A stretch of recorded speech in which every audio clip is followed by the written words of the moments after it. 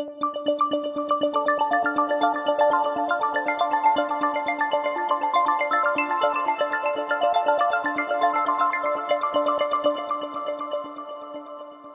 patient souls who've been here for a long time holding your seats, welcome. I'm Jane Gould, the coordinator of the Technology and Culture Forum, and I'd like to welcome you to tonight's program, Noam Chomsky on the Foundations of World Order, 50 years of the UN, the World Bank, the IMF, and the Universal Declaration of Human Rights. Before we turn to tonight's program, I call your attention to the Technology and Culture Forum's next program, Reinventing Universities for the 21st Century. There's a sign with all the information above my head, and do come Wednesday, March 3rd at 5:30 p.m. in 6120. The Technology and Culture Forum will be hosting 4 more programs this spring. If you'd like to be on our mailing list, you can either sign on one of the sheets of paper on the table in the hall as you leave, or go to our website and just put yourself onto the list. Now to tonight's program.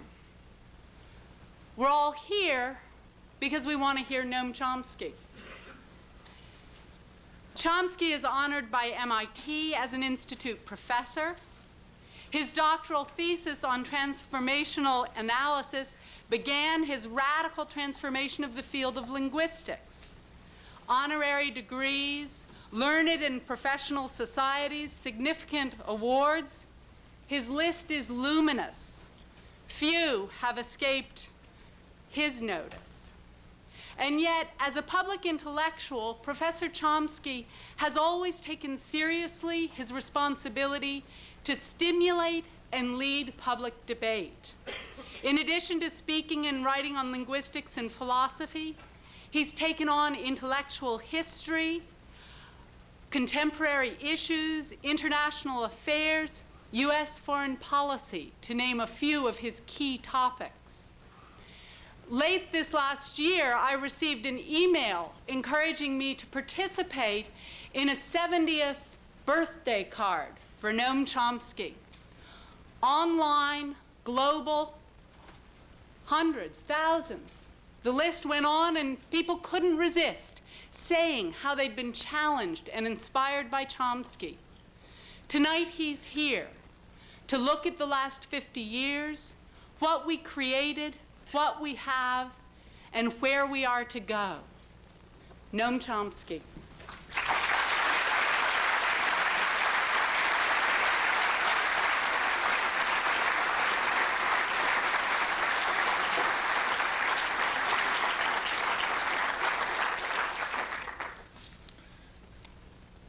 Just realized while listening to Jane announce the title that it's also just about 50 years since I walked into this building for the first time, but I won't talk about that. We've just passed the 50th anniversary of the Universal Declaration of Human Rights. That was a few weeks ago. The human rights regime, which was encoded in that declaration, is one of the pillars of the system of world order that was constructed on the wreckage of World War II. There were 2 other major foundation stones. One was the international political order, which is articulated in the United Nations Charter, and the third is the international economic system, sometimes called the Bretton Woods system, designed primarily by the United States and Britain right at the end of the war. These 3 systems were closely integrated conceptually and in fact. The thinking behind them illustrates that, as does their interactions over the years. And to a degree that's quite unusual in world affairs, the 3 foundations reflected public attitudes and concerns over quite a wide range. For that very reason, the principles that were articulated and to some extent instituted, those principles were quite distasteful to elite elements who were in a, namely those who were actually in a position to construct and shape and guide the actual world order. And they very quickly took steps to dismantle or at least attenuate the lofty principles. The conflicts over these matters constitutes a large part of modern history, post-Cold War history. That's not the usual framework of analysis for discussing it, but in my opinion, it ought to be. Well, large issues. There's a lot in print. There's many treatises yet to be written, even to be researched. I don't think the topics have been addressed with anything like enough seriousness. But to try to give, I'll try to give some indication of why I think that's an appropriate and instructive way to view the contemporary world system, its origins, time of the Second World War, and maybe its likely future. So the main question that I want to get to is what has been the fate of the three basic and integrated pillars of world order that were established half a century ago, and specifically what has been the role of the United States, which has been the primary actor on the world scene throughout, remains so, and the one that's most important for us, for obvious reasons, independently of the significance and scale of its contributions, which are usually quite great for equally obvious reasons. Well, that's the main question that I want to get to, but I'd like to approach it by detour, just to make life more complicated. And the detour has two tracks that I'd like to explore a little bit, and then from them get back to the questions. The first track is simply to remind everyone of what you already know. We have to bear in mind that the questions are not abstract, and they're not about some distant planet. So it's not like an academic topic for an academic seminar. We're dealing with questions of life and death, of suffering and pain and despair. The voices that are heard, not that one, the voices that are heard are those of the are those of the rich and the powerful, naturally. There are also those who have sought to be a voice for the voiceless. Their fate hasn't been too happy. Some were simply assassinated by our hands, or those working for us, a chapter of modern history that one doesn't read about too much. In fact, they were assassinated, and there's quite a number of them, doubly, in that they were first killed and then silenced. So you can do a check and see how many of your friends can tell you the names of Eastern European dissidents and their murdered counterparts in Central America, and how many books you've read by one and by the other, and so on. It's an instructive lesson. But the voices that we hear, the ones that remain, are typically the powerful. And that's important because that's not the only voice. That's the voice of a small minority here and a tiny minority worldwide. Well, let me illustrate from right now. There are major stories in the press these last few days on the G7 meetings, the meetings of the 7 richest industrial countries, and on the interchanges between their leaders. So, for example, President Chirac's of France, his interchanges with Robert Rubin, who I guess might be called co-president of the United States. We have to give Alan Greenspan at least half the presidency. But so that's been all over the front pages. And those discussions are interesting and tell you a lot. You look at them closely, they even not so closely, they reveal the outcome of these discussions, G7 and the other interchanges, reveal the power of the United States in a rather dramatic form, and also its extreme isolation, even among the richest countries. And if you look a little more closely, and you learn a lot about the true nature of the actually functioning international economic system, of the difference between the doctrines that apply to the rich and the powerful by their insistence, and the opposite doctrines which are imposed on everyone else. That comes out with great starkness in the articles discussing the, these issues. I'll come back to that in connection with the third pillar of world order, the international economic system. Well, there are no stories, and I mean none, on the G15 meetings, which have taken place at the same time in Jamaica last couple of weeks. In the national press, it's literally zero. I rely on a database search done by a friend who has access to that monster. The New York Times, the Washington Post, and the Wall Street Journal have no word on them. There's no shortage of information. Associated Press had stories, except they weren't run. The BBC World Services had extensive coverage. And if you look around the peripheral press, particularly in Florida, there was coverage. Florida, I presume, because of the Latin American connection. But the national press blanked it out. Now, these aren't these aren't minor countries. These are major. These are not what are dismissed as basket cases, like sub-Saharan Africa. This is Argentina, Brazil, Chile, Mexico, India, Indonesia, Nigeria, quite substantial countries in which people expect to make a lot of money if they can. 17 of them, even though it's called G15, a good part of the world, and they do have something to say, believe it or not, and you can even read it. For example, you can read it on the front page if you happen to subscribe to the leading journal in Egypt. Al-Ahram, which has an English edition, so you can read it in English. The United States, what they say at the G15 meeting is that the United States and Britain, this is mostly quotes, are unwilling to enter into a dialogue with the South.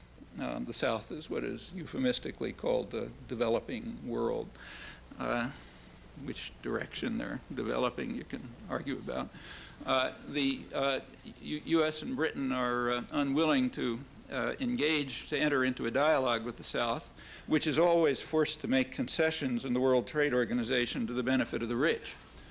The true story of globalization, they continue, is that the North has, that's G7, has to make maximum benefits, and the South is only entitled to a limited margin of development.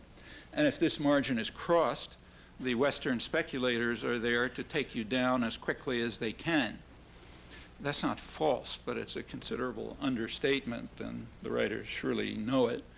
U.S. power and violence has also been there to take you down as quickly as it can if countries try to pursue the path of independent development, what's called in U.S. planning circles radical nationalism or economic nationalism, or sometimes even excessive development. That's not to be permitted. In the current period of globalization, for reasons I get back to, you don't have to send the Marines that often. The speculators can do the job. The G15 meeting goes on to issue a plea to Western investors. It says, we don't want to stifle you, but we want to know who you are, and we want you to come and go in an orderly fashion. That's precisely what the North will not accept. The demand that that not be accepted is a core part of the multilateral agreement on investments, which has been deflected thanks to activist pressure, which succeeded in escaping media controls, but deflected, not stopped, coming back in other ways. And the point is to prevent what the G15 plea from being realized. This then is accompanied by grim accounts of the effects of the specific form of globalization that's been instituted in the past 25 years. It has two major aspects that are relevant here. One is that it's been an economic failure from the point of view of statistics, at least, not from the point of view of rich people. So economic growth has slowed over most of the world, and as a fraction of gross domestic product, as a fraction of economic product, the proportion that goes to working people has declined. So working people are getting a declining part of a slowing economy. That's essentially the story. The long-term tendency of this is a form of globalization. It's kind of a globalization of the structural model of the third world. And that's a very clear structural model. You find it just about anywhere, which is a relic of European, I include here US imperialism. So you find societies with a very small sector of extremely wealthy people, usually linked to the foreign masters, a large number of people who are somewhere between survival and suffering, and a category of superfluous people. In our dependencies, they're often called disposable people, as in Colombia, where you dispose of them. You send out the death squads or the paramilitaries. We're a more civilized society. We throw them in jail instead on various fraudulent crime wars. But that model is spreading. It takes a different form in a rich country like the United States and a poor country like, say, Haiti, but the structure is quite similar.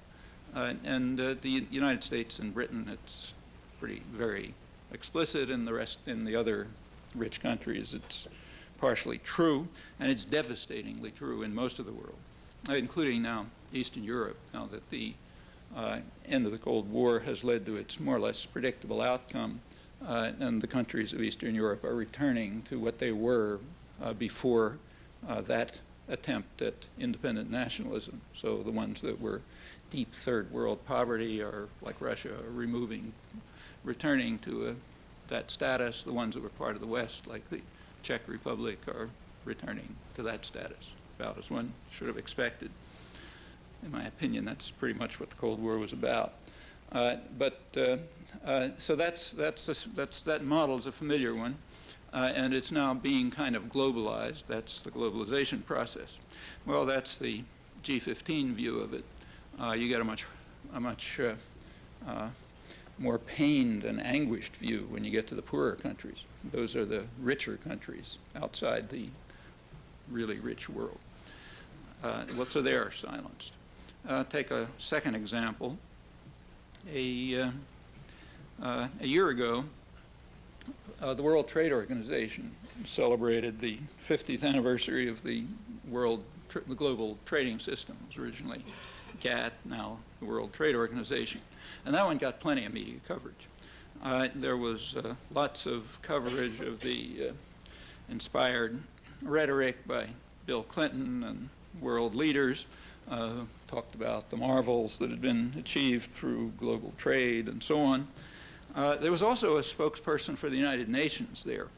It was the Secretary General of UNCTAD, the UN Conference on Trade and Development, the main United Nations economic research and analysis organization, which is, according to its charter, committed to an international trading system that promotes economic and social development. And he gave a talk too, representing the rest of the world, the United Nations. He, as an economist, he closed his speech by saying, "No one should be fooled by the festive atmosphere of these celebrations. Outside there is anguish and fear, insecurity about jobs, and a life of quiet desperation." Well, there was ample media coverage, as I said, but it much preferred, in fact, kept to the festive atmosphere within, although, again, you can read this if you happen to subscribe to very good third world journal that's published in Penang, Malaysia. The Secretary General of, there's a name for that, it's called the Free Press, I think. The Secretary General of UNCTAD presented the same message pretty much at the recent G15 meeting a couple of days ago.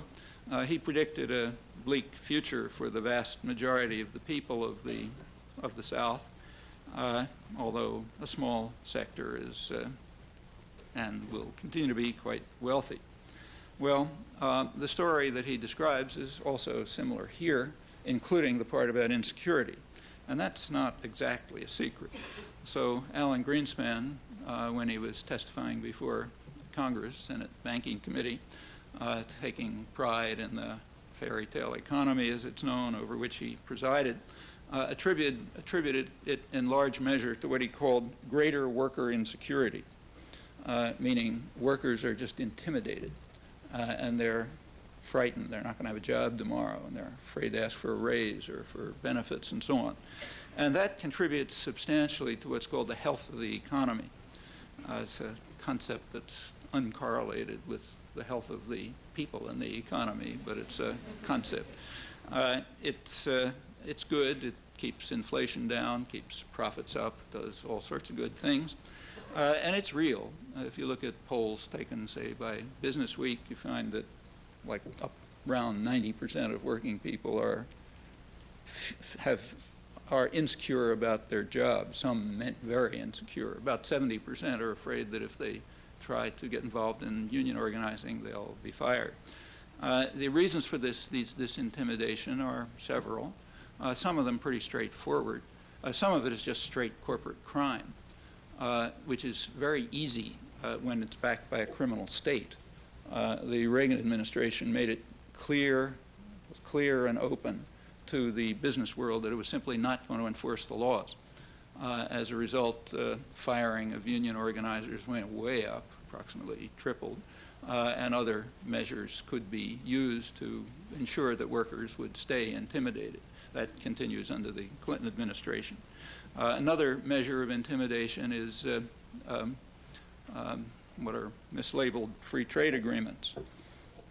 They're not about free trade, and they're surely not agreements, at least if the population matters. The fact that they're called agreements is interesting because it's recognized that, at least in any country that's democratic enough to take polls, like Canada and the United States, that the population is against them.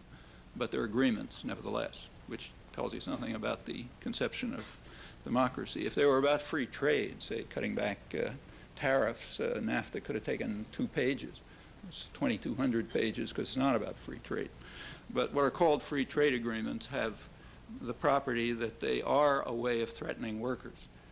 So there are even some studies on it, one by a very good labor historian at Cornell, Kate Bronfenbrenner, showing that in about half of organizing efforts since NAFTA, there's been an effort to disrupt by threat of transfer. And it's not an unreal threat where organizing has nevertheless succeeded. The number of transfers has tripled. And if you look where it's tripled, it's in the mobile industries, like not construction, but manufacture. So it's a real threat, and it helps intimidate people, and it contributes to the health of the economy. And of course, in a poorer country, it's a much greater threat. So that's part of the fairy tale economy, which is indeed a fairy tale economy for some people, including people in the sector that most of us come from, me in particular. For that sector of the population, it's a fairy tale.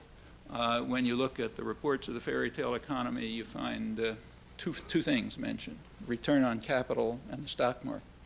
And for those who have stock, say, the rapid asset inflation of the past years has made them very rich.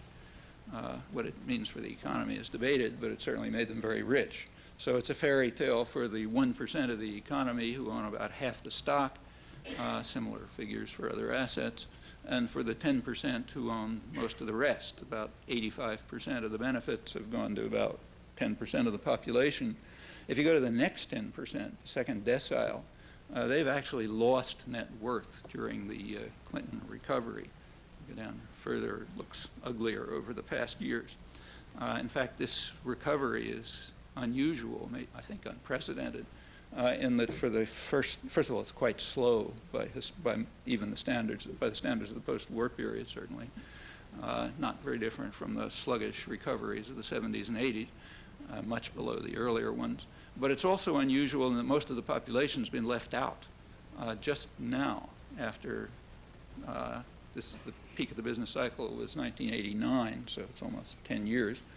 Just now, the median is getting back to where it was in 1989. There's never been such a slow recovery for the majority. It's probably 70–80% of the population. Never been anything like that before. Wages are about, real wages are about 15% below what they were in 1973. In fact, they're back to the level of the around 1964 or so, depends a little how you measure. Incomes, to the extent that they stay up, are staying up because people are just working a lot more. So the typical American family is putting in about 15 weeks a year more of work than it did 20 years ago to try to keep at a stagnating or declining level.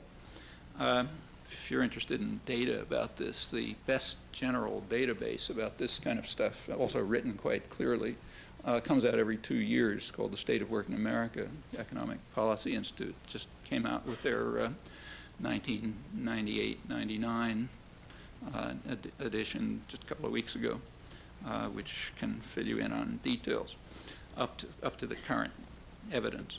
Well, let me put off for a moment how this return relates to the fate of the three pillars, but the point that I'm trying to stress is that all of this stuff has to do with real human beings and their fate. It's not a pleasant story, and when we bring in the fate of future generations who don't have a vote, as it's called, in the market, in the very restricted market systems that exist, if we bring them in, then the story's even uglier.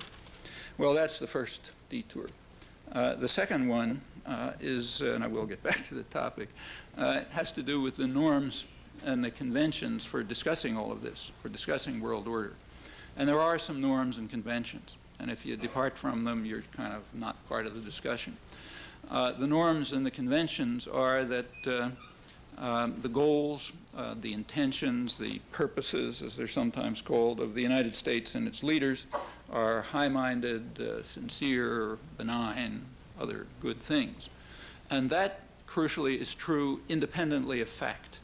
And it is understood to be true independently of fact. So, for example, the very same books and scholarly articles and so on that pronounce that as a truth often also are dedicated to showing that it's refuted by the facts. And that's called an irony or a departure, some exogenous factor or something or other. That's pretty standard. So it's indeed the thesis is refuted overwhelmingly by the internal documentary record, the record of planning, and even more dramatically by the historical record of practice. But it doesn't matter. The principle remains true, and it provides the framework of discussion. And one part of a good education is to understand that, to get that internalized enough so you can then take part in the debate which proceeds in this fashion.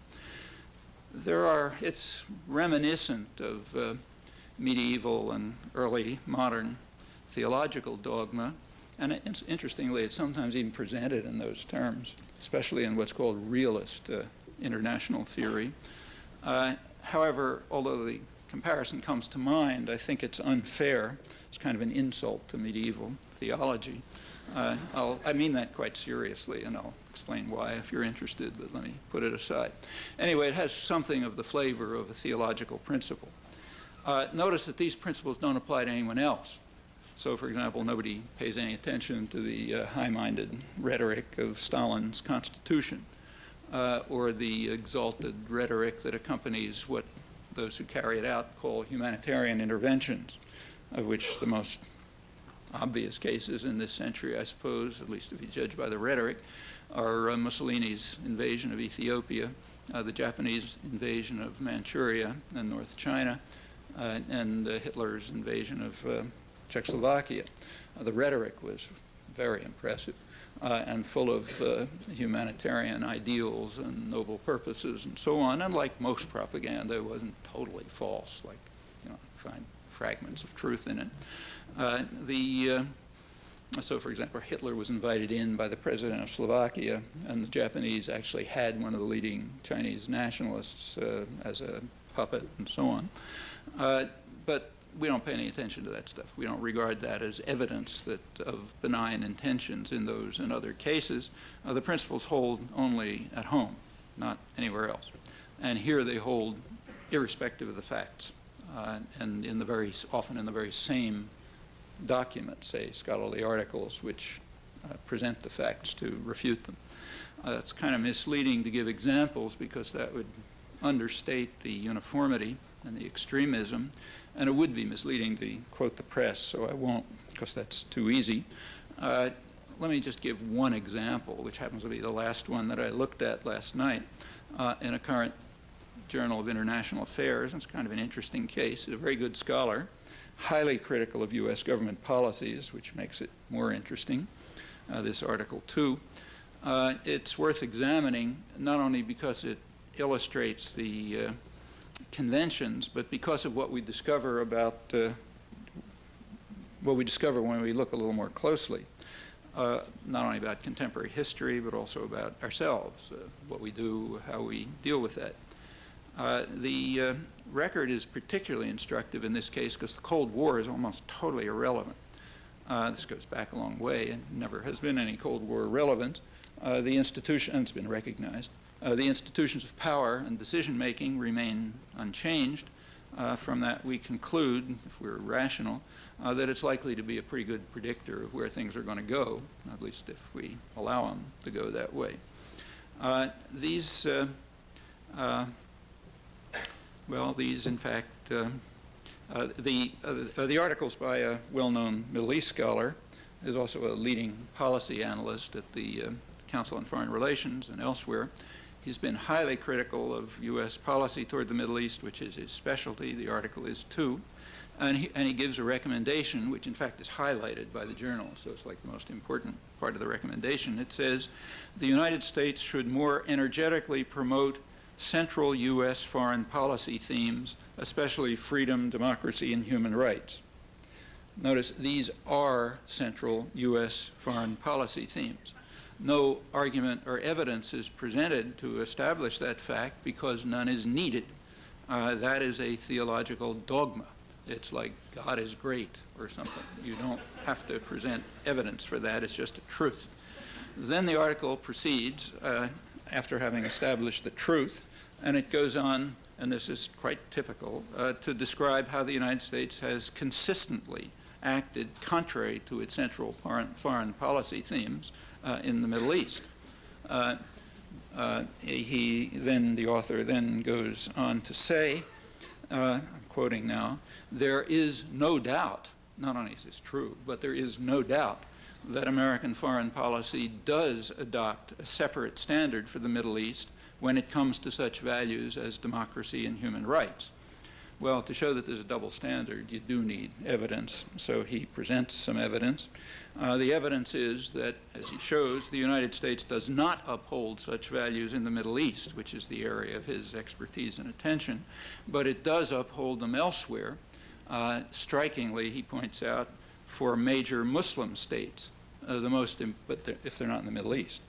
So that makes the point very clear. And the most important case, of course, as he notes, is Indonesia, the largest Muslim state, which he cites to establish the certainty of the judgment that the United States has a separate standard for the Middle East. Well, breaking with the convention, let's look at the dogma, keeping to the single and most important example cited, namely Indonesia, where the United States upholds its values of democracy and human rights. Well, very much like Hitler, Mussolini, and Japan, this doctrine isn't totally false. So on May 20th, 1998, so that's last May, the United States did make its first statement in favor of democracy in Indonesia. Secretary of State Albright on last May 20th, called upon President Suharto to resign and provide for a democratic transition. A few hours later, he resigned. Maybe coincidence, maybe it tells you something about power relations. You can figure that out for yourself. So last May, we called for democracy. From the time that Suharto took power in October 1965 until May 1998, this gentleman was our kind of guy, as the Clinton administration called him, while he was massacring and torturing and robbing in a quite impressive fashion, kind of one of the world records of the modern period. The Clinton administration even went so far as to suspend its congressionally mandated review of Indonesia's appalling labor practices, while at the same time praising Indonesia for bringing them into closer conformity with international standards. And the Clinton administration also avoided congressional restrictions on military support for our kind of guy, found various ways to pay for it out of other pockets and that sort of thing. But it is true that last May, the United States underwent a religious conversion and for the first time called for democracy in Indonesia. The force of the comparison with the Middle East, however, is somewhat weakened by the fact that the same conversion occurred there at pretty much the same time. In December 1998, Secretary of State Albright announced, I'm quoting, "We have come to the determination that the Iraqi people would benefit if they had a government that really represented them." So in both the Middle East and Indonesia, contrary to the thesis, the United States underwent a religious conversion in favor of the central themes of its foreign policy, at least on paper. You can evaluate the accuracy about at the same time, last year. In the case of Iraq, before that, the U.S. policy was to support what was called an iron fist. The iron fist was Saddam Hussein for a long time. He was our kind of guy, right through his most murderous crimes and most monstrous crimes. After he committed his first true offense, the thesis shifted. We still wanted an iron fist, but it had to be a clone, someone who would rule with an iron fist, just as Saddam Hussein had done during the period when he was our kind of guy. That was pretty much official policy. But it's on paper, at least, it's now changed because as of last December, we discovered that they would benefit from a government that represented them. So in 1998, then, the United States did announce support for democracy, but both in the Middle East and Indonesia. Well, what does this tell us about the central themes of U.S. foreign policy? Answer, tells us nothing whatsoever, because these are doctrinal truths, and therefore facts are simply irrelevant. Like, God is great and merciful. You don't look at factual truths. In fact, if you look more, well, put it aside. Let's look, I don't want to take too many detours. Let's look a little more closely at Indonesia, where there is no doubt that these themes of democracy and human rights were put into practice. There's a lot of concern right now about the possibility that Indonesia may break up into separate, kind of either federation or maybe separate territories, and that prospect is very much deplored. However, the objection to it, whatever it may be, is certainly not an objection of principle. And we can find that out quite easily if we bother to look at the irrelevant facts. So in 1958, that happened to be official U.S. policy, secret, but we now know it was official U.S. policy to break up Indonesia. And the United States, in fact, carried out a major insurgency operation, subversive operation, probably the major one of the post-Second World War period, to try to break up Indonesia. It supported a rebellion in the outer islands. Those are the islands where the oil is and where most U.S. investments were. And that was the goal, to separate them off. And the purpose was, the reason was that the national government was neutralist and independent, and in fact was far too democratic, which was extremely worrisome to Washington. The government was, I'm not suggesting it was a model democracy, but it was allowing parties of the poor to function. There was a major party which represented poor peasants, and it was allowed to function, and it was doing better and better in each election, and that was appalling news in Washington. If we look at the internal record, we discover that most of which has been suppressed, incidentally, but bits and pieces have leaked, and there's some good scholarly studies of it, one, in fact, by the leading founder of U.S. Southeast Asian Studies, George Cahan at Cornell. But there's also some documents that have come out in the official channels. The fear was that the government was, let's say, far too democratic, and it would be impossible, as they put it, to suppress the parties of the left by ordinary democratic means, and therefore they would have to be, the word is, eliminated. That's the Joint Chiefs. Meanwhile, the outer islands would be separated off. So inside what's left, bad guys have to be eliminated. The outer islands will be separated, and the U.S. will take them over. Well, the rebellion failed, but not before destroying whatever fabric of parliamentary democracy existed in Indonesia.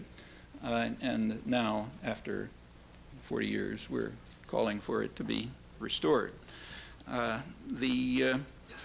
the failure of the rebellion, the United States turned to what is standard operating procedure when you want to overthrow a civilian government, try to undermine the civilian government, but support the military, because they're the ones who are going to overthrow the government for you. That's absolutely standard, case after case. Pinochet is one example. The real story about what lies behind Iran-Contra is the same. And we know it had nothing to do with hostages because it was started when there were no hostages. And it's just standard operating procedure. In Indonesia, it worked. The U.S. tried to undermine the civilian government, supported the military, worked by 1965. There was indeed a military coup. Suharto took over. An army-inspired massacre then took place. The CIA described it as one of the worst massacres of the 20th century, comparable to Hitler, Stalin, and Mao. It was fairly accurately reported in the United States. It was a staggering bloodbath. The New York Times called it a boiling staggering mass slaughter. That was the Times phrase. Time magazine devoted a whole section to what they called the boiling bloodbath, in which hundreds of thousands of people were massacred, mostly poor peasants, and the leadership of the Poor Peasant Party was indeed eliminated. It was reported accurately and with complete euphoria. There was such joy over it that it couldn't even be suppressed. It's kind of been written out of history, but go back and read the journals of the time. The euphoria is total, across the intellectual spectrum. Freedom House was applauding and so on. The U.S. government applauded.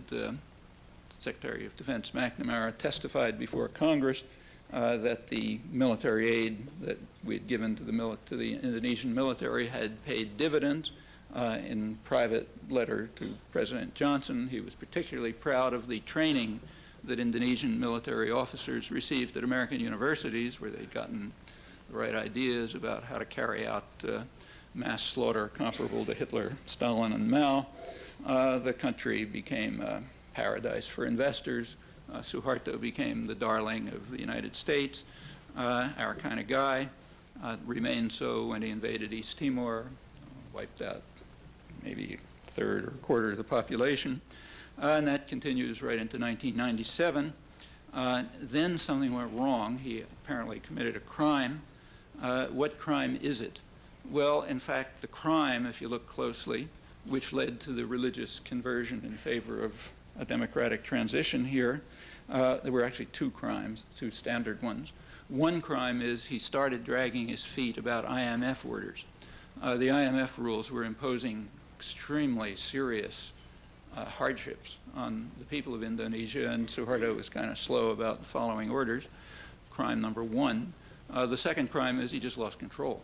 There was a democratic uprising, and the army wasn't backing him anymore. And at that point, he's useless. So therefore, he got the advice to permit a democratic transition in which he handed power over to his hand-picked vice president. Well, that's the moment at which the United States, after 40 years, began to, at least on paper, to implement its central theme of its policy in the area where there is no doubt that it has always implemented it, remember, as distinct from the Middle East. By committing those two crimes, Suharto followed a very classic path. Another recent example is Mobutu, Saddam Hussein, Duvalier, Marcos, Somoza, Trujillo. It's kind of a long list. Same two crimes are the ones that matter. You stop following orders, you lose control, you're out. And we're in favor of a democratic transition. This happens routinely, regularly, but it doesn't teach anything. You don't learn anything about policy from that because the nature of policy is a theological dogma, and therefore no evidence tells you anything. Well, let's look a little more closely at 1958.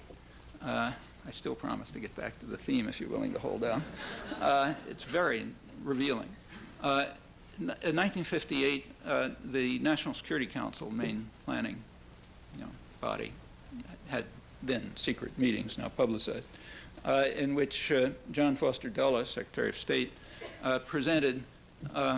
described the crises on the world scene. He said there's three major crises in the world scene in 1958.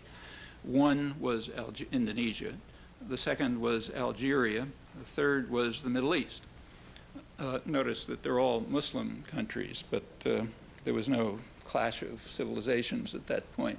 Those of you who are respectable intellectuals will know that now we have to soberly debate the clash of civilizations because the Cold War pretext for intervention has collapsed and we need what's called a new paradigm.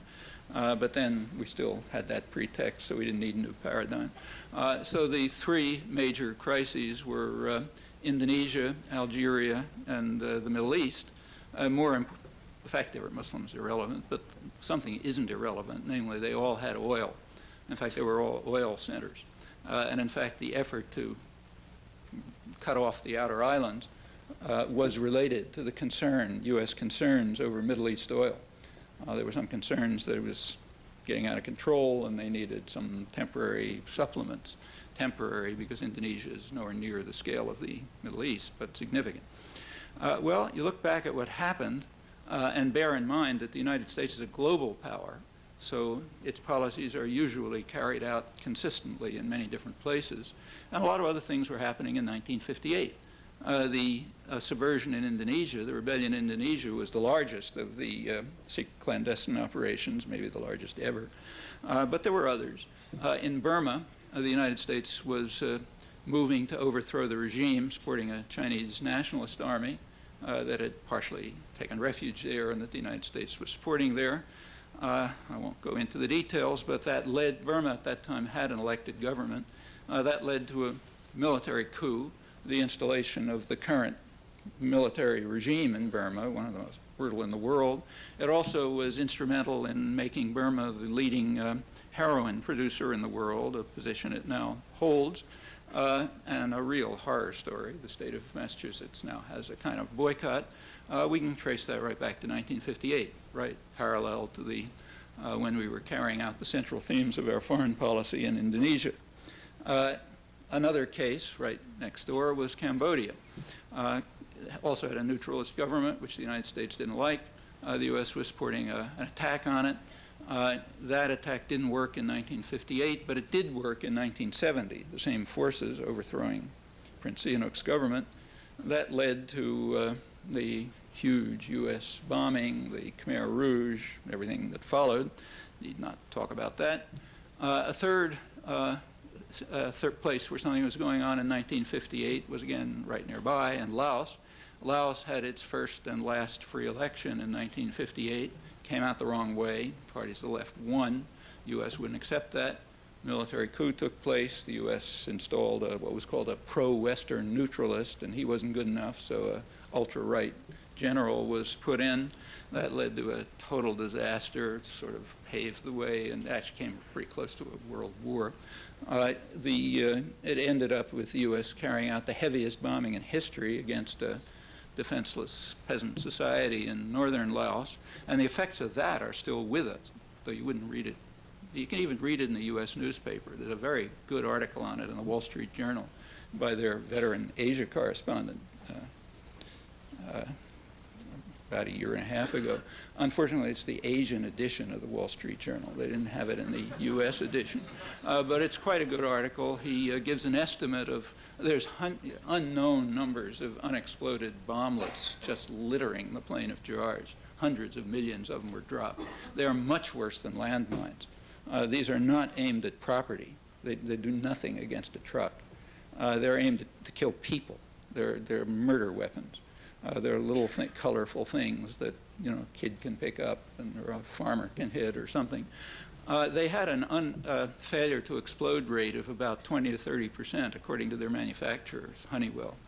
And crummy as technology may be, it's hard to believe that that wasn't built in. But maybe the technologists among you can assess that likelihood. Anyway, they're supposed to have a 20 to 30% failure to explode rate, which means they're around all the time as anti-personnel weapons. And they're still there, huge numbers of them. There is the estimated, according to the Wall Street Journal report, the casualties may range up to 20,000 a year, of which more than half are deaths. Other numbers are less, but since nobody's counting, nobody really knows. But numbers of that kind are considered not unreasonable by the Wall Street Journal in its Asia edition. There is a mine clearing group, British-based mine advisory group, civilian, but based ultimately in the British Army, and other countries have come in. As the British press reports, the United States is conspicuous by its absence in the mine clearing operation. And furthermore, the right-wing British press is bitterly complaining over the fact that the United States, the Pentagon, refuses to provide what are called render harmless procedures, procedures that would defuse the mine so they wouldn't kill the people who are trying to clear them. That's a military secret, and in fact the whole thing is a secret in the United States. You have to work pretty hard to find out anything about it. That's a fact, so that's Laos. Another case in 1958 was Vietnam. I won't even talk about that. In each case, including all of these, including Indonesia, the U.S. interventions, which were significant, led to hideous atrocities, and in fact destroyed the basis of democracy, and in fact were to a large extent driven by that purpose, as in several of the cases I've mentioned. However, that doesn't influence the dogma. It's still correct.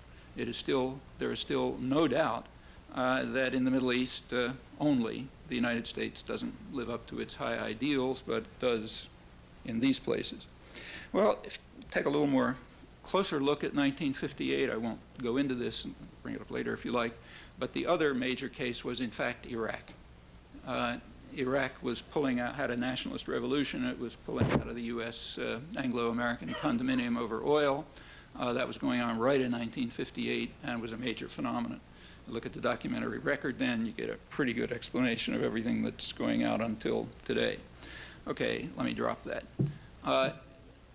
One of the things that's going on today, which is quite striking and leads me to the topic, finally, is a kind of a minor aspect of the bombing last December, the U.S.-UK bombing. One interesting aspect of it was that it is in blatant and flat violation of the UN Charter and international law. International law, that's one of the three pillars of world order.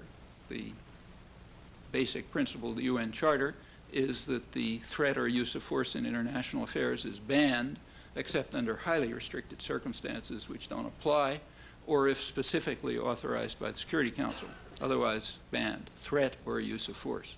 There is no serious doubt that the US and UK just flatly ignored that. They didn't try to get US Security Council authorization for the simple reason they knew they'd never get it. So therefore they just bombed. Now in the United States there is essentially no discussion of this. I've done a fairly extensive review. and where it's discussed, as it occasionally is, it's considered a kind of a technicality. The reason being, if a reason is ever given, that we cannot allow others to veto our policy decisions as required by the UN Charter and international law. But we alone cannot, others must stand by that, but we can't. That is unchallenged as far as I can discover. Try to find some interesting exercise, try to find some challenge to that doctrine. I haven't found it. There is some in England. There's a lot elsewhere. So, for example, in India, the Association of Jurists has a case before the World Court condemning the U.S. and Britain for war crimes. You won't read about that either. But here it's not discussed because it's taken for granted that that's correct. We cannot submit ourselves to international law or the UN Charter because we are a violent, lawless, criminal, rogue state, and that is right and just. That's what it means. And there is near universal endorsement of that principle, among educated sectors at least, which should be taken as a warning by the world, and indeed is taken as a warning by the world, which doesn't like it, but can't do much about it. We're the ones who can do something about it. The official, and we seem to, at least judging articulate sectors, educated sectors, support it, so they're not going to do anything about it. The official stand during the bombing in December was, quoted, that we prefer to act through our allies, but we'll resort to force alone if we have to. Notice that we don't even prefer to act through the United Nations as required by international law and the Charter. We may join our allies if they're willing to, but UN is out. In fact, the timing of the bombing was presumably intended as a slap in the face to the Security Council. The bombing was timed just as the Security Council was being called to an emergency session to deal with the question of Iraq, and it hadn't been notified. And if that didn't make headlines here, people understood it elsewhere. Things like that don't happen by accident, and they were understood.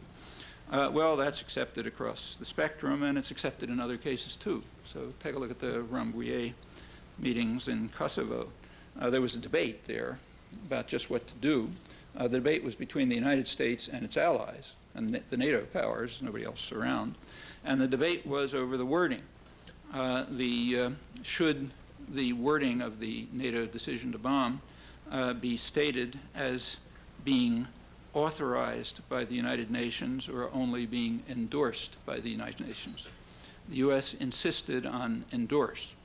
As the New York Times put it, it wanted to avoid the neuralgic word authorize, which would entail that international law has some significance.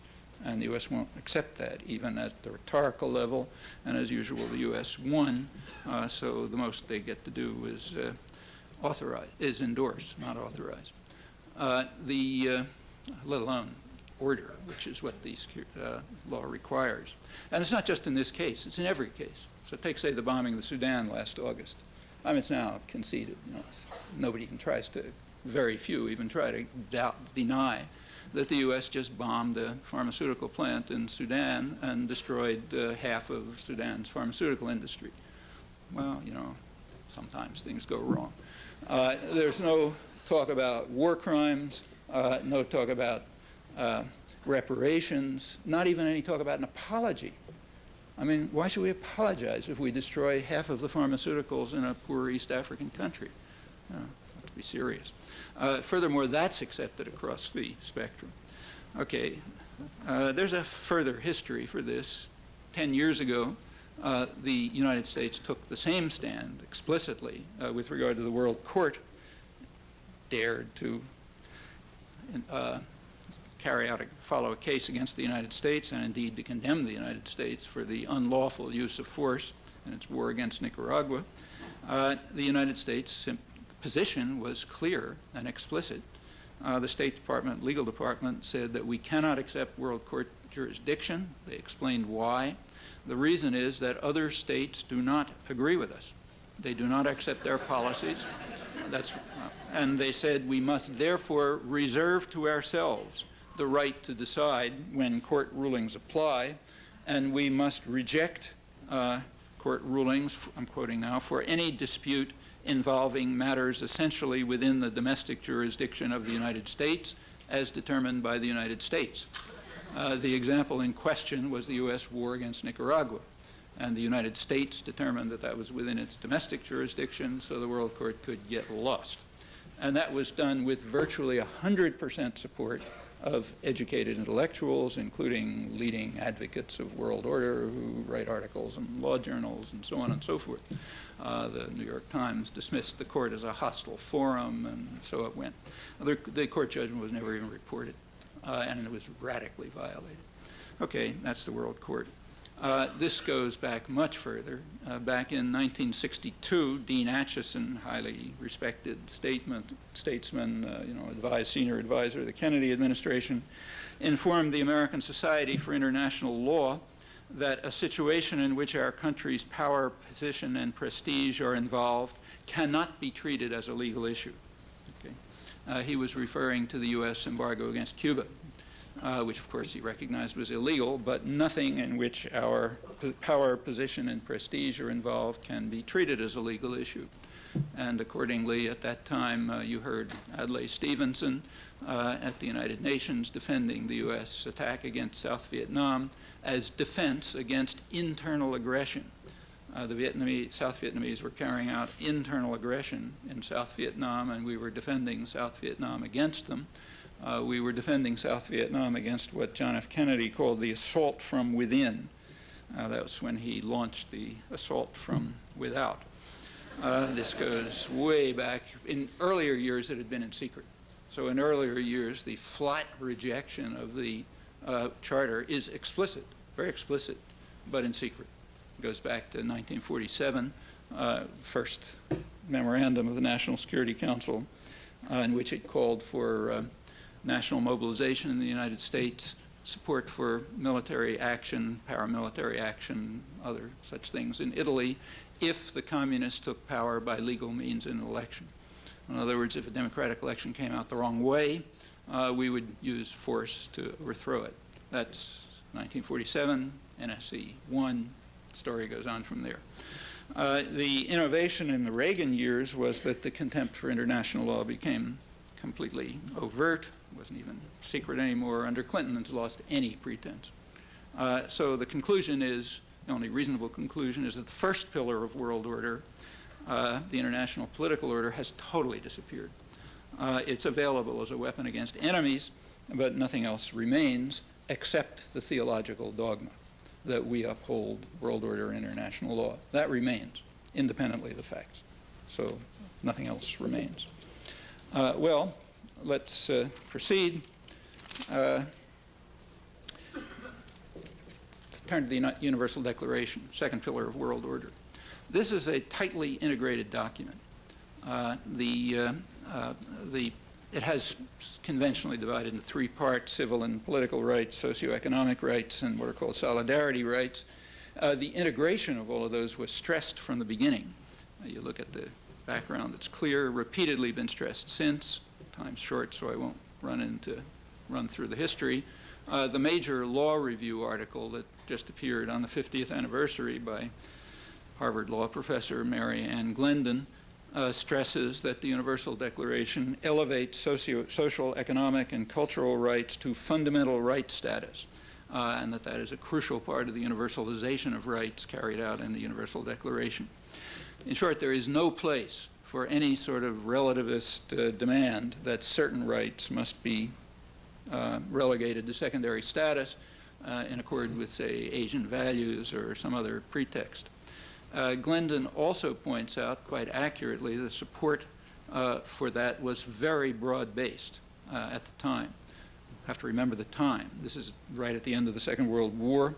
There were values of that kind, the kind expressed in the UD, were deeply entrenched in the anti-fascist popular forces in Europe and in the colonial world and even in the United States.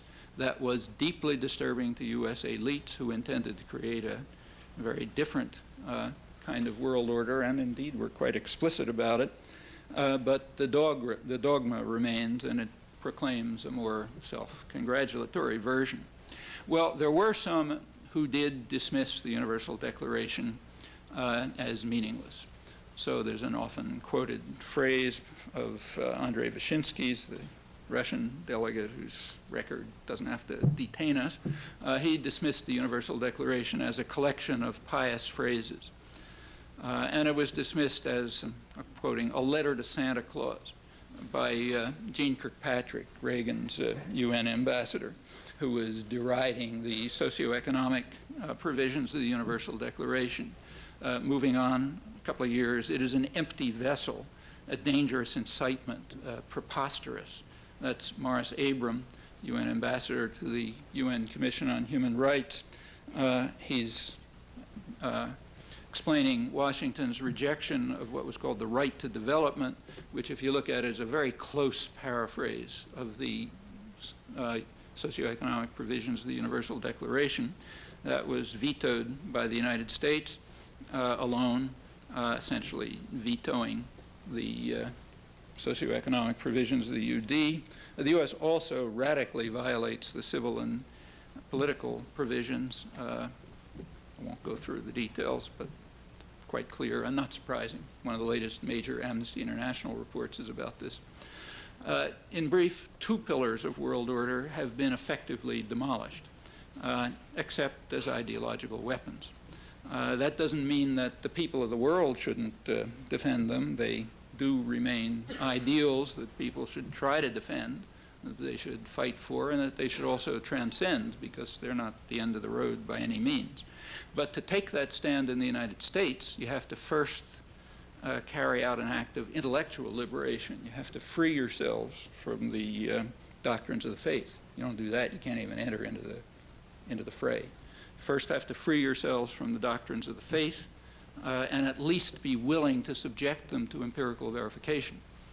If they're not even subject to empirical verification, there's no point discussing these matters, clearly. If they are, you can ask whether this analysis is correct or some different analysis is correct. Well, that's a radical, just the willingness to subject them to examination, the doctrines, that's a radical departure from prevailing norms, including everything in the educational system and academic scholarship and the media and everywhere else. So it's not small. Well, a couple of words about the third pillar, the Bretton Woods system. One of its central, which again was tightly integrated with the others, and that's worth understanding. A central component of the Bretton Woods system was regulation of finance. And there were several reasons for this. One reason was that it was an effort, it was understood that deregulation of finance would harm the global economy. There are good reasons for that, and they've been illustrated in recent years. The trouble is that financial markets, as was understood, are quite volatile and unpredictable. To quote a couple of MIT economists, specialists on this, financial markets are governed by panics, manias, and crashes. They swing far above and below any kind of sensible fundamental values, creating bubbles that will burst. Paul Samuelson, who says the evidence for that is overwhelming, and this was understood back in the 40s. So you deregulate financial markets, you're going to have a disaster, and it'll harm the general economy. That was one reason. A second reason was closely related to world order and human rights. One reason for both capital controls and keeping currencies within a narrow band was that that it was understood that deregulation of capital is a tremendous weapon against democracy and socioeconomic rights. Before mentioning that, let me just say that the current debate between the United States and its G7 partners is over keeping currencies within a narrow band. If you read the articles on this, you notice that the U.S., the G7 position, Germany, Japan, France, and so on, is maybe not Britain, but the other G7 countries, is that currently major currencies should be kept sort of closely interconnected, not too volatile. And that was rejected as crazy by U.S. Secretary of the Treasury, Robert Rubin, because if we were to agree to that, it would mean that some other authority might determine that we're not allowed to lower interest rates to stimulate the economy if we want to. So if the economy is sinking into recession, we won't be able to allow interest rates because that'll affect currency values, and it would be crazy to allow any other country to allow us, to any international organization, to prevent us from carrying out those fiscal policies. Exactly the fiscal policies that we force on every other country, as the very same articles point out, without any sense of contradiction. Take a look and think about it. Why is deregulation of finance a weapon against democracy and human rights? Well, very obviously, and it was understood. The reason is that if capital flow is unregulated, it will quickly create what some internationalist economists call a virtual Senate. A Senate consisting of concentrated international financial capital, which will simply impose decisions on government by the threat of capital flight. So if some government pursues irrational policies, so policies that are aimed at helping the population, let's say, instead of raising profits for investors, and are therefore irrational, like education or health or environmental policies or whatever it may be, you can force them to stop simply by pulling all the capital out of the country, which sends the country, forces interest rates up, sends the country the depression, the usual consequences. So therefore, unless capital is controlled, you've very sharply restricted democracy and human rights. Well, that was understood then, and it is understood now. The Bretton Woods system with financial regulation persisted through roughly 1970. That's a period that's commonly called the golden age of post-war capitalism, period of high growth of productivity, expansion of the social contract, so-called welfare state, which turned the Universal Declaration into something a little more than a letter to Santa Claus. From the early 1970s, that system was dismantled. First at the initiative of the United States, Britain came along, later others, other major economies not until the 80s. And the results wouldn't have surprised the founders of the Bretton Woods system.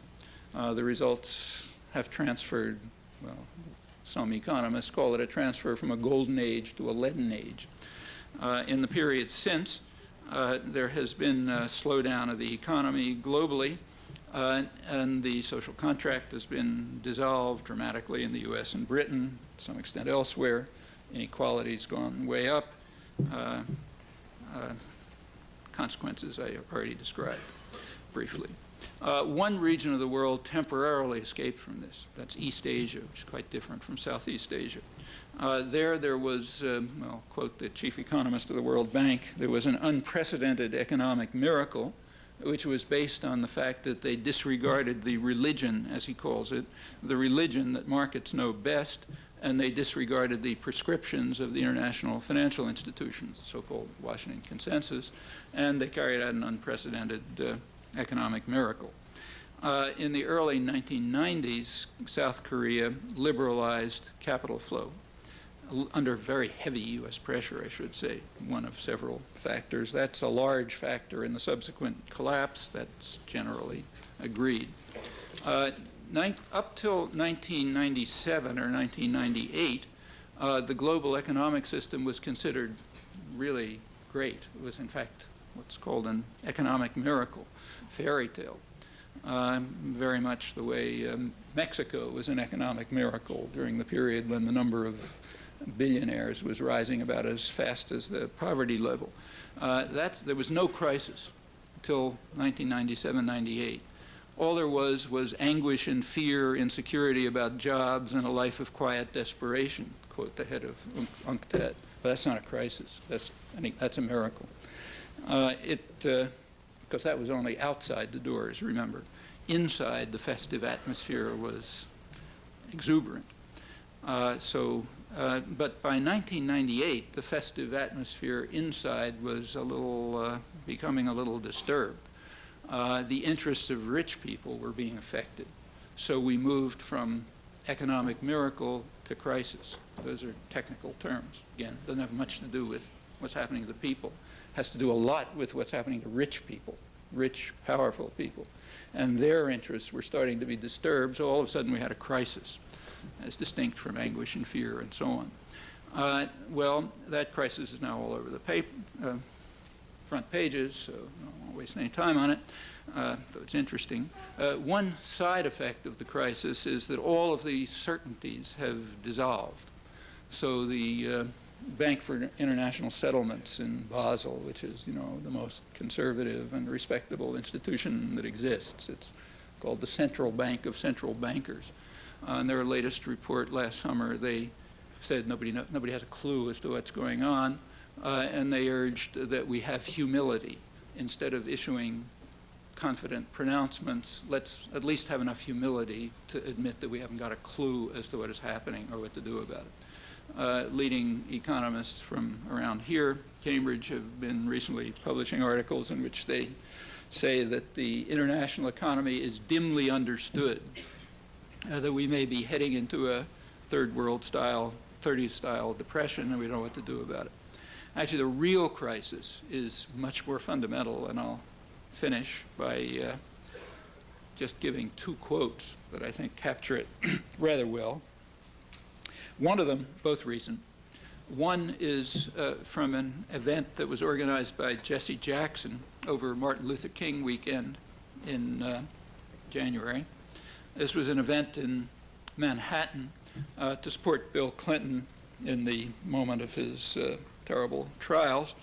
There were lots of celebrities who came and sort of admired one another and so on. Among them was the president of the New York Stock Exchange. I'm quoting from the press now. He told, New York Times, he told Mr. Clinton that Dr. King is surely smiling down on the gathering, recognizing how Clinton had benefited my little corner of southern Manhattan, which is quite accurate. Other little corners of southern Manhattan fared rather differently, but the stock exchange, on that, Mr. Clinton doubtless showered many benefits, so no doubt Martin Luther King is smiling down on him. That's an appropriate comment reflecting the realities of a political system in which, in the last election, November 1998, 95%, data have just come in recently, 95% of winning candidates outspent their opponents, meaning you could predict up to 95% accuracy who's going to win just looking at how much money they had. So it's not like Russia, where you could predict 100% that it was going to be the Communist Party. It's only 95%.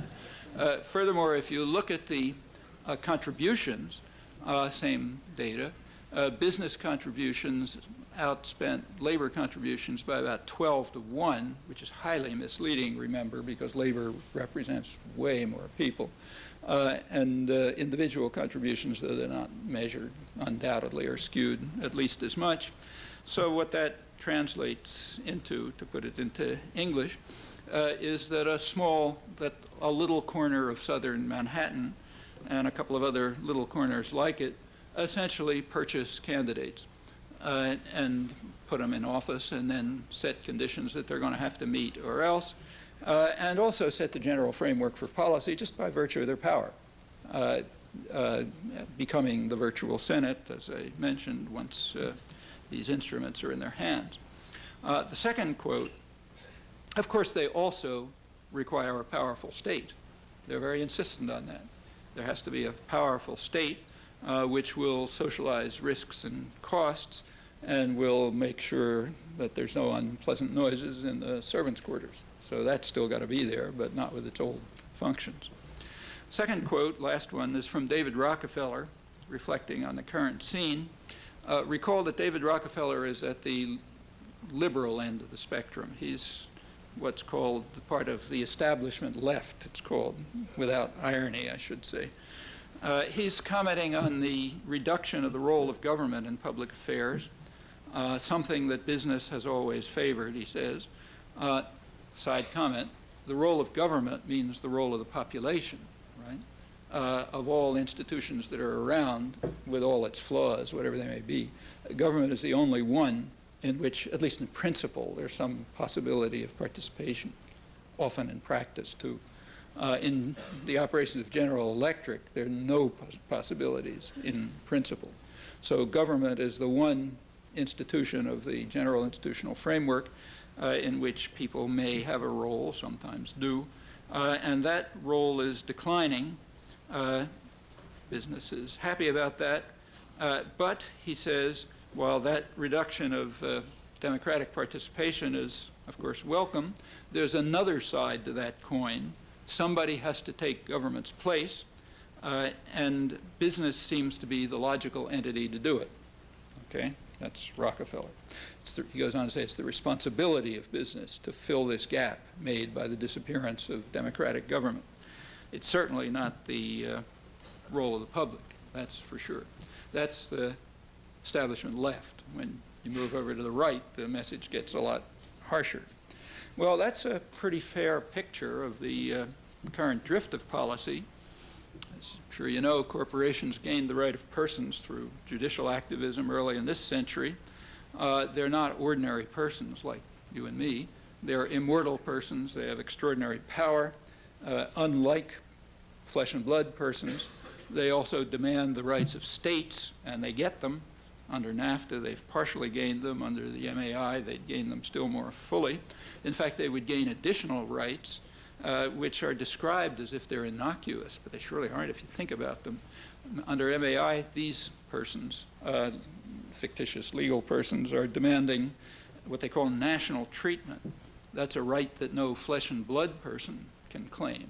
So under national treatment, General Electric can function freely in Mexico, but suppose that some flesh and blood Mexican tries to get national treatment in New York.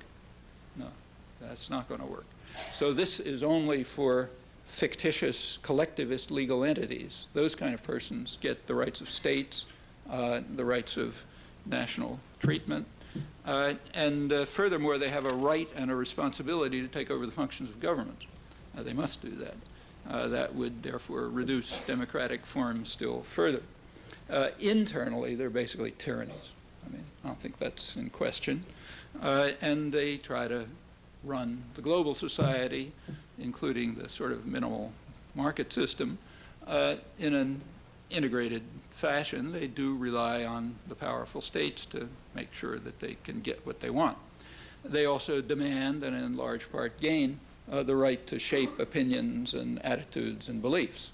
That's the role of the corporate media, and in fact the educational system to a large extent. That is, the right to define what a human being is, what constitutes a human life, and do so.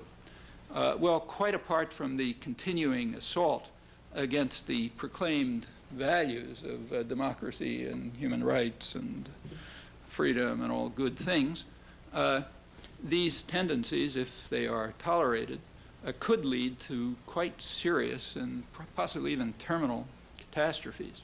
That's only a speculation, of course. Your speculations are as good as anybody's. What is not a speculation is that the tendencies don't have to be tolerated. That's a choice. You can make it, you can not make it. It's not a necessity. The ability to make that choice is roughly measured by your share in privilege. More access to privilege you have, more of a choice you can make. It's also measured by the freedom of the society. That means that for people like us, the options are wide open. And one thing we can be reasonably confident of, I think, is that neither conscience nor history is going to look favorably upon an unwillingness to face those decisions with care and dedication.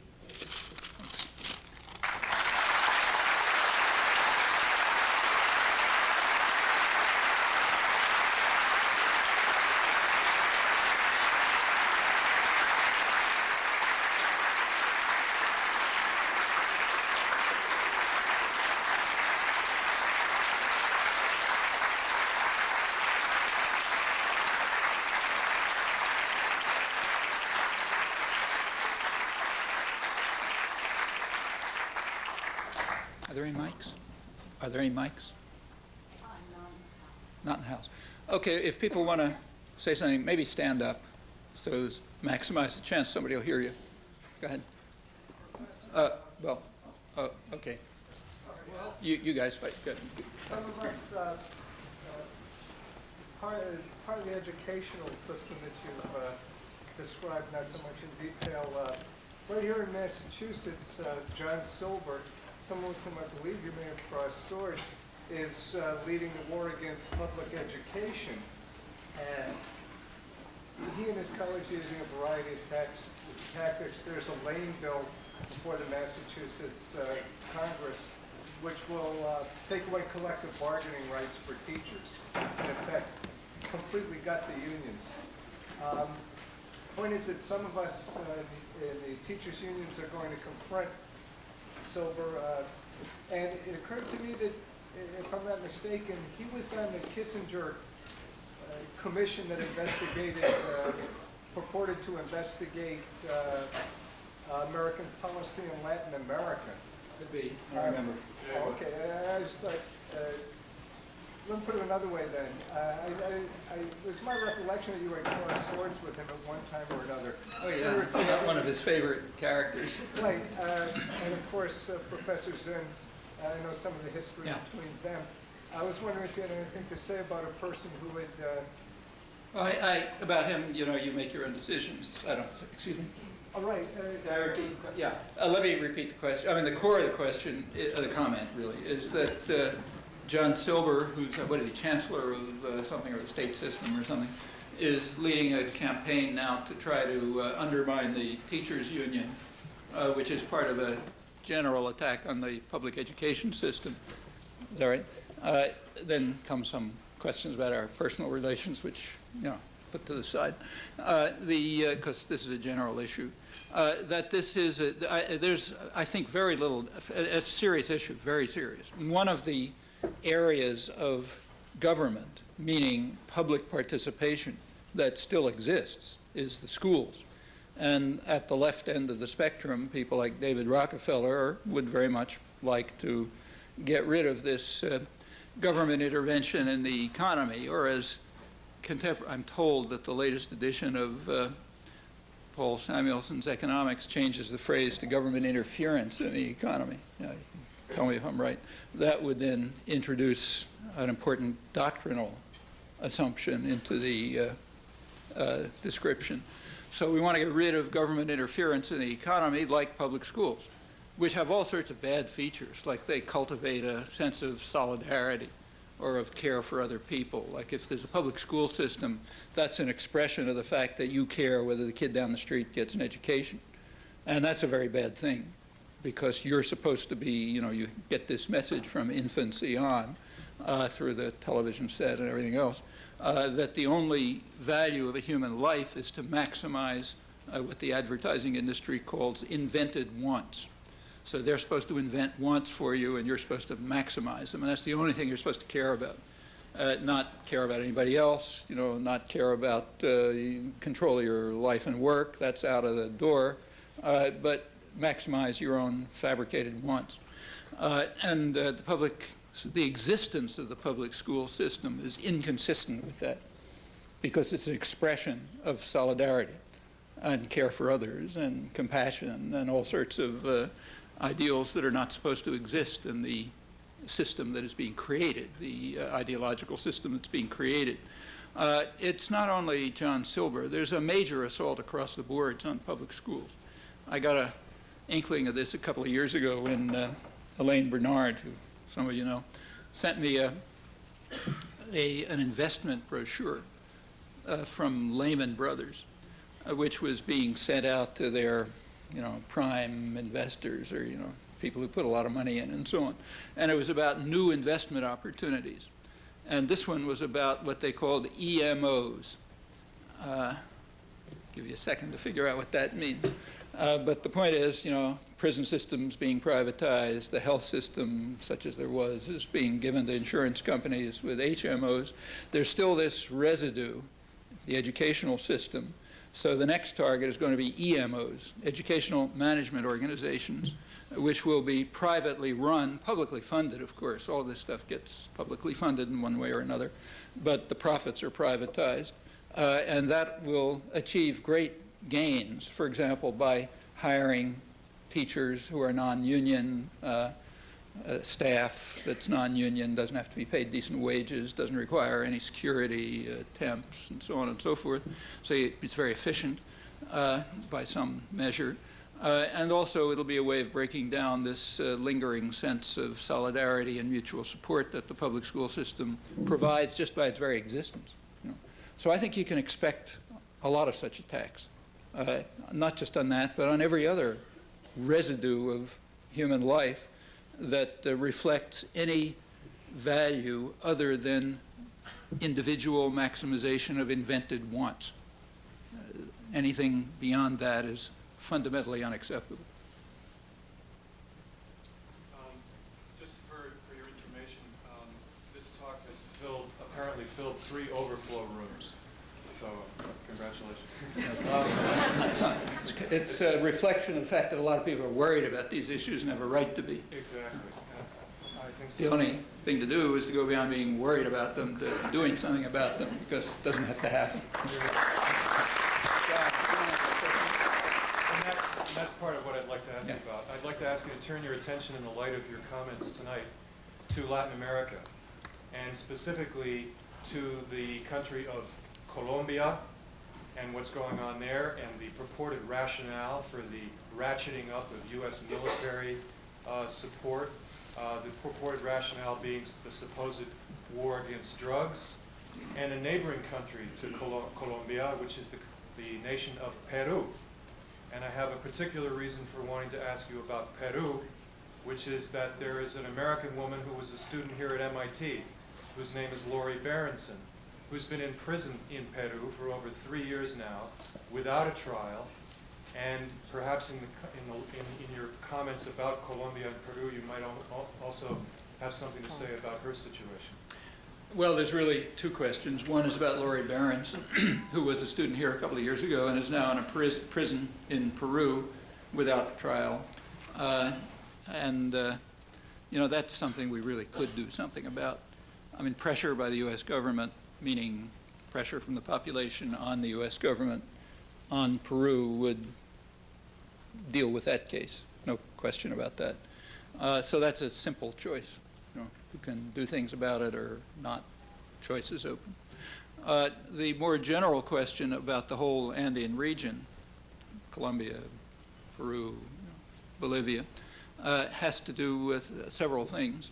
There has been Colombia, which Jack's point is that the U.S. is now increasing its military aid to Colombia. Actually, Colombia has been one of the leading recipients of U.S. military aid right through the 90s, going up under Clinton. It's also the most violent country in the hemisphere. There are, well, State Department reports would suggest that about 10 people a day are victims of political violence, has well over 1 million internal refugees.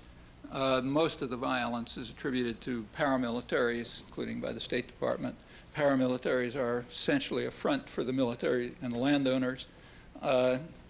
Other atrocities of the military directly. There are also guerrilla atrocities.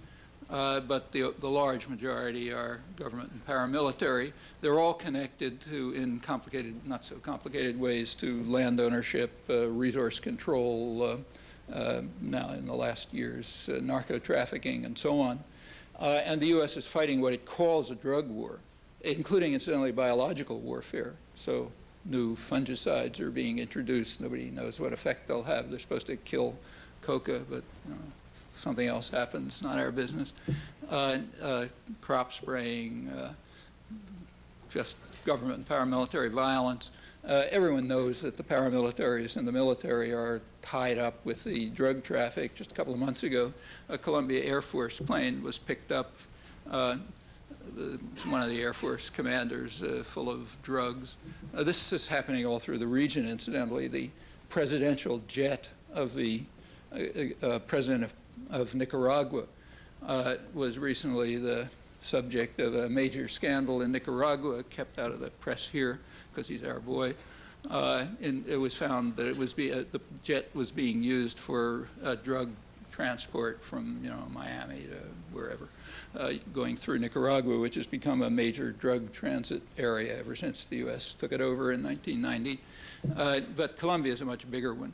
The whole drug war, you can't really talk about the tactics, in my opinion, because the whole thing is conceived in a way which you know, has a kind of a rationality from the point of view of those who are executing the war, but it has no rationality from a human point of view. So from a human point of view, the drug problem is in the United States. In fact, the U.S. is the major, maybe the major producer, or one of the major producers of the drug that's the substance, as it's called, that's most rapidly increasing, namely synthetics. They're made right here. Even the drugs that are produced in the Andes are produced with U.S. chemicals. The money mostly goes through U.S. banks. The drug problem, as it's called, is largely a manufactured problem. So if you want to figure out what it's like, the peak of marijuana, there has never, take say marijuana, there has never been any medical evidence presented that it's probably not good for you. You know, just like meat isn't good for you, or coffee or something. I'm sure it's not good for you. But the evidence about it is extremely slim. Certainly no medical evidence was presented to justify its being criminalized. In fact, the American Medical Association never favored it. The criminalization was a different thing, has an interesting history. The peak use, forgetting the criminalization, the peak use of marijuana, as I'm remembering figures, so like they may not be exactly right, but something like this, was around 1980. And the criminalization level was very low. The reason was quite straightforward. It was people like you know, and they don't get sent to jail, or their parents make a fuss and do things about it, and so on. So those guys don't go to jail. Through the 1980s, two things were happening. Use of substances over a very broad range was declining among educated people, and that's very broad. Marijuana, hard drugs, coffee, tobacco, red meat, you know, big spectrum of stuff. It was declining. I mean, all sorts of changes in lifestyle. But it was remaining steady, or maybe even increasing, among poor people, which means, and there's a close, the United States is almost alone in the industrial world in that though it has statistics on everything, it does not have statistics on class.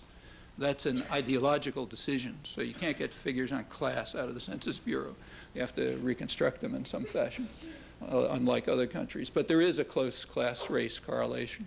And among the poor, and hence heavily among minorities, there was either steady or increasing use of the substances. Well, you take a look at the trend lines and ask yourself when the drug war was called, and it was approximately when they crossed. So you could predict victory in the drug war among educated people because the trend lines were already going down, so they'll continue going down.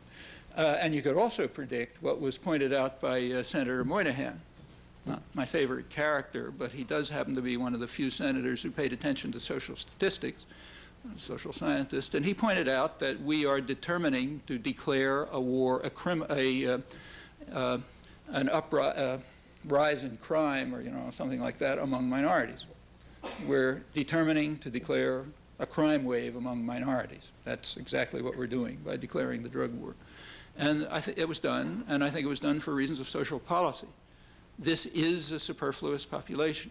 They are the counterpart of the Colombian disposables, disposable people.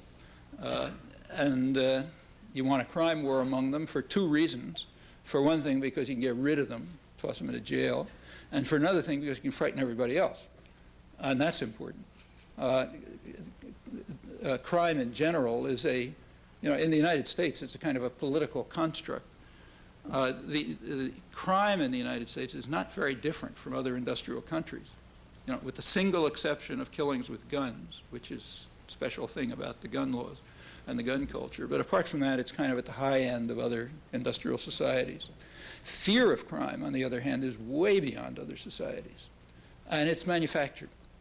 It's manufactured by politicians, it's one of the very few countries in which politicians stand up and debate about who's going to be tougher on crime. Elsewhere, crime is considered a problem. It's like cancer or something. You try to deal with it, but you don't decide who's going to be tougher on it. In the United States, you argue about who's going to be tougher on it. Back around 1980, the United States was pretty much like other industrial societies, again, sort of at the high end, in incarceration rates. Since then, it's gone way up. By the end of the Reagan years, it was like 5 to 10 times as high, still going up, mostly a reflection of the war on drugs, mostly victimless crimes, possession of some sort or another, which is given extraordinary sentences. That's one of the human rights violations for which the United States is regularly condemned by the human rights organizations. The outrageous sentencing for victimless crimes, which is just targeting poor and the disposable people and frightening the rest. So, instrument of social control. You go over to the Andes, you know, the places where coke is being produced, well, there you find another story. So Colombia, for example, was once a wheat exporter. Now, why isn't it a wheat exporter anymore? Well, the U.S. flooded it with subsidized U.S. agro-exports. It was called Food for Peace back in the 50s. And it undermined the Colombian wheat industry, not exporting anymore. Same thing happened elsewhere. Colombia is a coffee exporter, but coffee is not very good for small peasants for a very simple reason. The U.S. refused to permit arrangements among the producers to keep prices stable. Now, if prices, you know, fluctuate all over the place, it doesn't hurt agribusiness. I mean, they got enough of a, you know, they own enough other things and so on, so they can make out if coffee prices go down. If you're a small peasant, you can't do that. You got to feed your kids tomorrow. You know, price goes down too low, you're dead. So that drove people out of coffee production, out of wheat production, out of other production. Well, where'd they go? Well, you know, they were being taught a lesson. It's called structural adjustment, all throughout neoliberalism, all throughout this region. The lesson is stop producing things for local consumption, like, say, food. We can do that cheaper with subsidized agribusiness. You be a rational peasant. Produce for agro-export and produce what's going to make the most money in agro-export. That's a rational peasant. That's following the rules. Well, they did. You're a rational peasant, you produce coca. You know, grows well, makes a ton of money, and so on. So one part of U.S. policy is trying to drive the population towards producing drugs, and the other part of U.S. policy is to murder them if they do it. That's the support for the military and the counterinsurgency and so on. And those two policies are going on side by side. And they don't have anything to do with drugs in the United States. I mean, do that stuff as much as you want. The drug price remains stable, the quantity of drugs remains stable, and so on. This is an internal U.S. problem having to do with serious social problems inside U.S. society. And furthermore, it is well known and agreed by criminologists and other specialists across the board that the best way to deal with serious drug problems is education. But that's, you don't spend money on that because that has no use as for social control or for eliminating disposable people. So I don't think talking about the tactics of the drug war makes a lot of sense. You know, the whole thing is constructed in a way which is totally insane except for rich people like New York banks where most of the money flows through. And so what's happening to the money? It's an interesting question. Of course, it's illegal, so nobody tracks it. Actually, you could track it. So the U.S., especially with computers and so on, the Federal Reserve System, which is well regulated, requires notification of large deposits. Last time I looked, it was over $10,000. So, you know, if a lot of money is suddenly coming in, they tell right away. And in fact, there was a campaign, an effort by federal prosecutors back in the early 80s to carry out some, you know, entrapment exercise against banks in southern Florida, which were suddenly piling up a huge amount of money for reasons that nobody doubted. It was called off, however. It was called Operation Greenback. It was called off by the Reagan administration's drug czar, George Bush. That was called off. So the money's supposed to come into U.S. banks. Where's it go? Well, take a look sometime. This is a guess. Nobody's ever studied it. But the U.S. Department of Commerce does publish regularly, I think quarterly, tons of details about everything you can imagine. And one of them is foreign direct investment, FDI. You take a look at the record. I haven't done this for a year or two, but I was doing it for a couple of years in the mid-'90s. You take a look at the FDI for Latin America, for the hemisphere. Canada is a separate category. That's like Europe. You know. But take the rest of the hemisphere minus Canada. Look at foreign direct investment.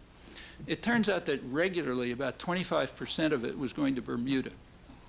About 15% was going to the British Islands, about 10% to Panama. So that's roughly 50% of what's called foreign direct investment. And this is the period of the emerging markets. You know, everybody's excited about the emerging markets. So about half of it was going to these places. Well, what was it for? You know, certainly wasn't building steel mills and automobile plants. There aren't many of them in Bermuda. There is a kind of benign interpretation. It's just a way of ripping off the public by, you know, evading taxes. So that just harms poor people. There's a less benign interpretation, which is possible and might be discovered if anybody bothered to look at it. But I haven't been able to find one technical paper in the whole literature that even looks at the topic. Some of you may know if there's some economists in the audience, but I can't find one, and no friends can find one. And it's not a minor phenomenon. It's 50% of US FDI in the big emerging markets, you know, big numbers. Well, you know, make your own guesses. Anyhow, the whole system is so corrupt and rotten from the bottom that to talk about tactical changes is just beside the point. The current policies, exactly as you say, are to increase the military and biological warfare component of these policies abroad, and to continue the, you know, the criminalization of the disposable people at home. Those are the current policies. Laurie Berenson is a very unfortunate victim of this. I should say the violence in Colombia, you want to take a look at it, it goes back very deep. It goes back to a socioeconomic system in which a tiny sector of the population has most of the wealth in a pretty wealthy country, and has extraordinarily high poverty rates, starvation and so on. That's where the violence is coming from. Yeah. Taking us back to Indonesia's, to an extent, to Indonesia's history. I find that very interesting. Current issues in Indonesia are the upcoming general election, the future of East Timor, and the disintegration that you mentioned earlier. Can you elaborate on that, sir? And also a couple of weeks ago, the IMF apologized to Indonesia on their mistakes, the approach of getting Indonesia out of the current crisis. Can you also comment on that? I think it was the World Bank. The World Bank. Yeah.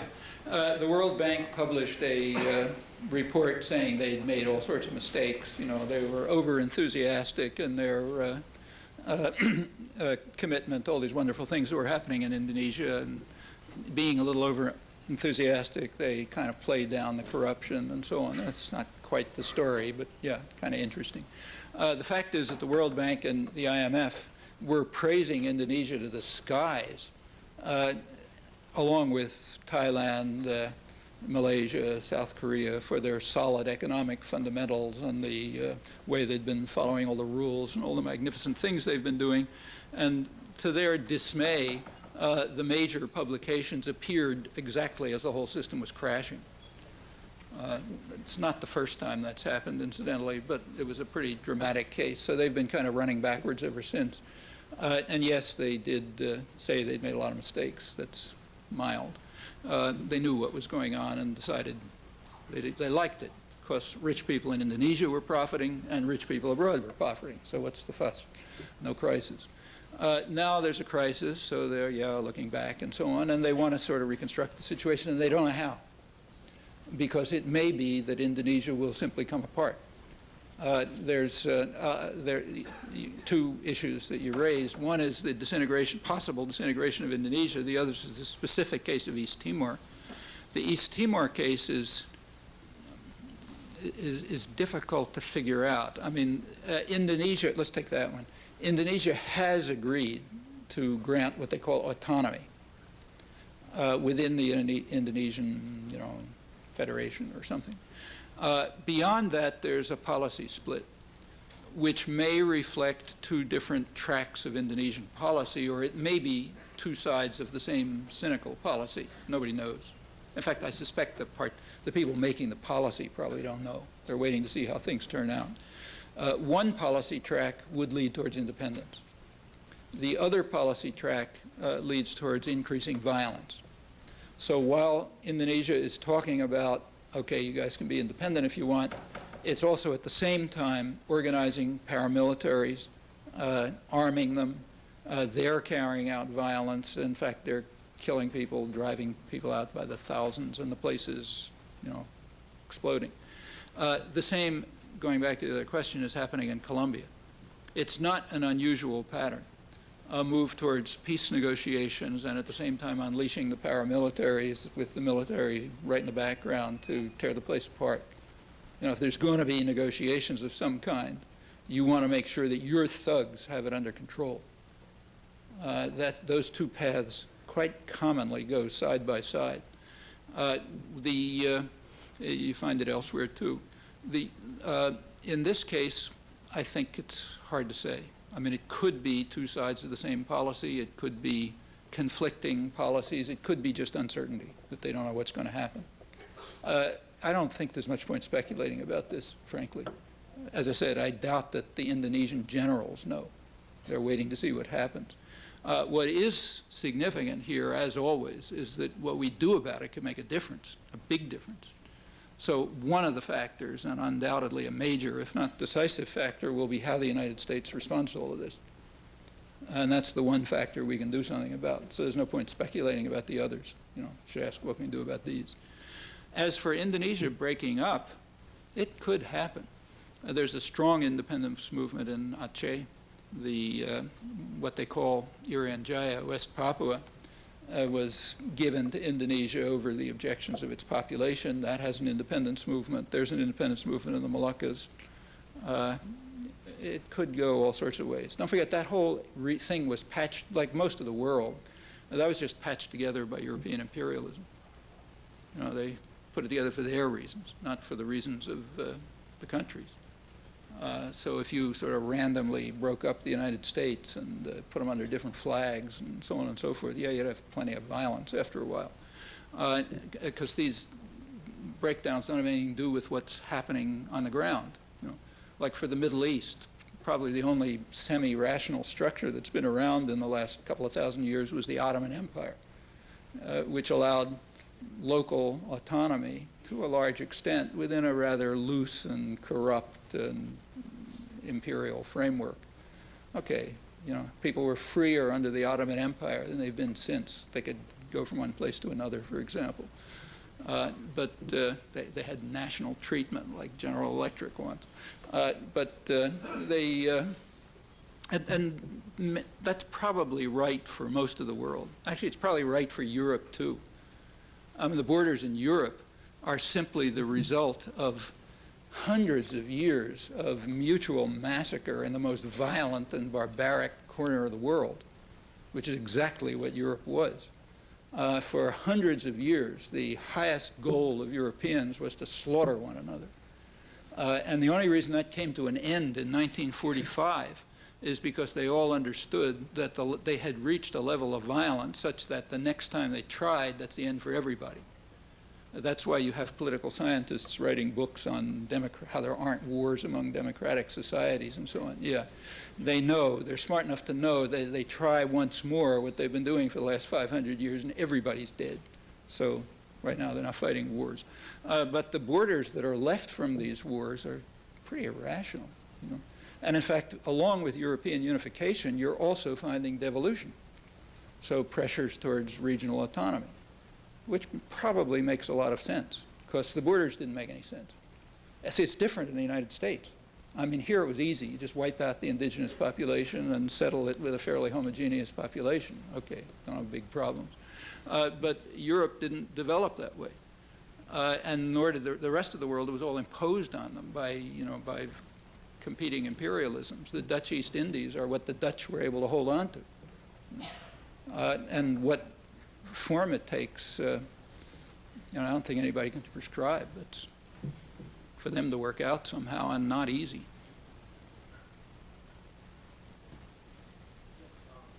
I agree with you that free trade has widened the gap between North and South. I haven't said that. I don't think there is much free trade. In fact, a standard figure among international economists is that maybe 15% of world trade could be called free in some sense. Free trade, net gains for free trade are being appropriated by the Trade, not free trade. North. Yeah, from trade being appropriated by the North. Do you think that could be counterbalanced by freer movement of labor? Oh, yeah. In fact, if anybody believed in that, I mean, everybody's supposed to admire Adam Smith, but you're not supposed to read him. That's very crucial. If you read Adam Smith, you discover that one bad thing that you discover is that his argument for the market was based on the assumption that under conditions of liberty, a market will lead to equality, which is obviously a desideratum. So therefore, he argued markets are good. If it doesn't lead to equality, out. He also found out he was against division of labor and all sorts of other things you're not supposed to know. But one thing you're not supposed to know is that free trade is based on what he called free circulation of labor. Okay. Well, you know, he wasn't thinking so much about crossing borders in those days because nobody was even thinking of capital crossing border much in those days. But the principle is there. So surely you don't have anything like free trade unless you have free circulation of labor around the world. Otherwise, you know, you just don't have labor markets. I mean, we're not supposed to think about that, along with a lot of other things, but yeah, that's true. Should you have free circulation of labor? Well, you know, that raises all kinds of questions. Questions about how people want to preserve their own communities, let's say. But then, of course, those very same questions show up with movement of capital. It's just you're not allowed to raise them in the case of movement of capital. Okay? So they're hard questions. You know, I don't think they have trivial answers. But you can't seriously talk about free trade unless you have free movement of people. That's one of the many reasons why the talk about free trade is mostly a fraud. It's an ideological weapon. It's not a descriptive fact. And there are many reasons, not just that one. Yeah, well, yeah. I just wonder, what is in your view, the reason for the Western U.S. involvement in Kosovo? Kosovo is what's called a crisis, unlike, say, Angola. Kosovo, and it's bad. You know, it's not a joke. Like, there have been a lot of atrocities in Kosovo. Current estimates are that about 2,000 people were killed. It's about one night bombing by Jonas Savimbi.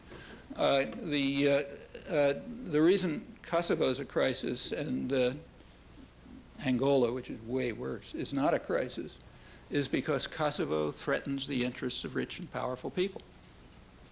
I mean, Europe is disturbed by conflicts that are essentially within it, you know, and they don't want them to spread. For one thing, there'll be a big flow of refugees. And for another, you know, if that whole region starts to fall apart, you could end up with wars between Greece and Turkey and, you know, maybe a world war. Russia might get involved. So it matters. In Angola, it's just a lot of those guys killing each other. Who cares?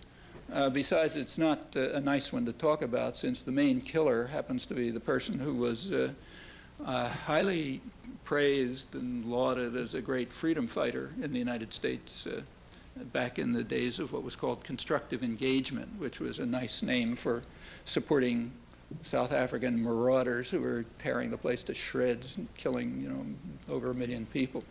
Well, one part of it was our freedom fighter in Angola, who's now still tearing the place apart.